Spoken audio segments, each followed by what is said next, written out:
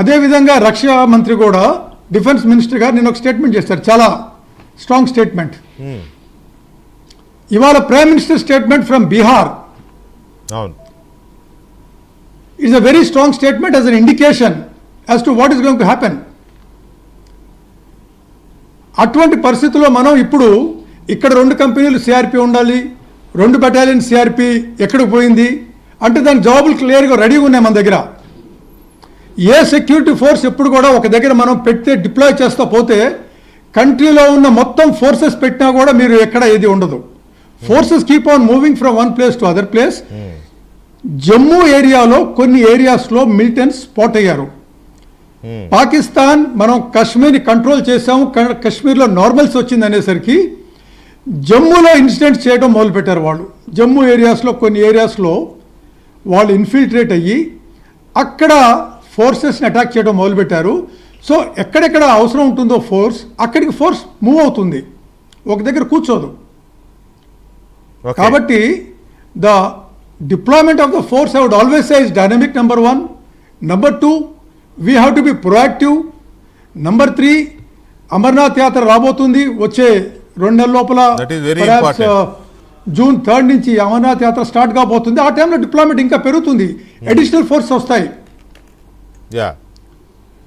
Over a period of time మీరు 2020 చూడండి. 2020లో when China occupied eastern Ladakh, Galwan valley కానీ లేదా డమ్చోక్ ఏరియాస్లో చైనా వచ్చినప్పుడు lot of army had to be deployed, withdrawn from these areas.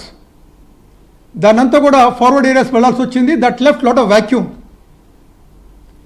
Okay, ఆ వ్యాక్యూమ్లో కొద్దిగా ఇన్ఫిల్ట్రేషన్ జరిగింది.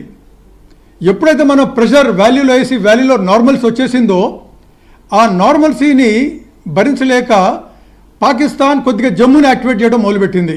ఫ్రమ్ ఐబీ నుంచి కానీ ఎల్ఓసి నుంచి కానీ కొంతమంది ఒక 30-40 మంది మిలిటెంట్స్ ఇన్ఫిల్ట్రేట్ ఆర్టికల్ 370 లిఫ్ట్ చేయడం కానీ లేకపోతే అక్కడ లోకల్ గవర్నమెంట్ ఫామ్ అవడం కానీ ఇటువంటి పొలిటికల్ కారణాలు ఏమన్నా కూడా కొంత వాళ్ళకు కొంత లీనియన్స్ ఇచ్చాయి అనుకోవచ్చా? ఆర్టికల్ 370 తీసిన తర్వాత ప్రభుత్వం చాలా స్ట్రింజెంట్ స్టెప్స్ తీసుకుంది. సెపరేటిస్టులకి అగైనెస్ట్గా సెపరేటిస్ట్ యాక్షన్ తీసుకొని స్టోన్ పెల్టింగ్ అంతా ఆగిపోయింది. మిలిటెంట్స్ డెడ్ బాడీస్ని పెరేడ్ చేసి వాళ్ళకి గ్లోరిఫై చేయడం అది ఆగిపోయింది. హడ్తాల్స్ అన్నీ ఆగిపోయాయి. సో ఆ విధంగా చూస్తే సిట్యువేషన్లో ఒకప్పుడు ఎన్నో హర్తాలు జరిగేవి, స్టోన్ పెల్టింగ్ జరిగేవి, అన్నీ ఆగిపోయి సిట్యువేషన్ వాజ్ ఆల్మోస్ట్ నార్మల్.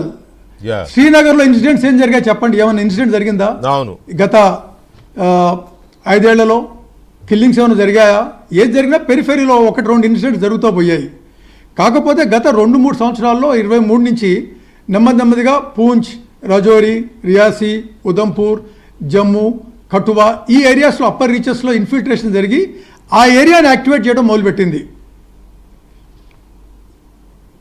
ఈ ట్రైన్ యాక్టివిటీ కానీ ఆ తర్వాత number of lakhs of tourist visiting Kashmir.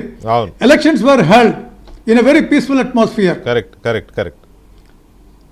Normal కంటే కూడా ఎక్కువ ఓటింగ్ పర్సెంట్ జరిగింది.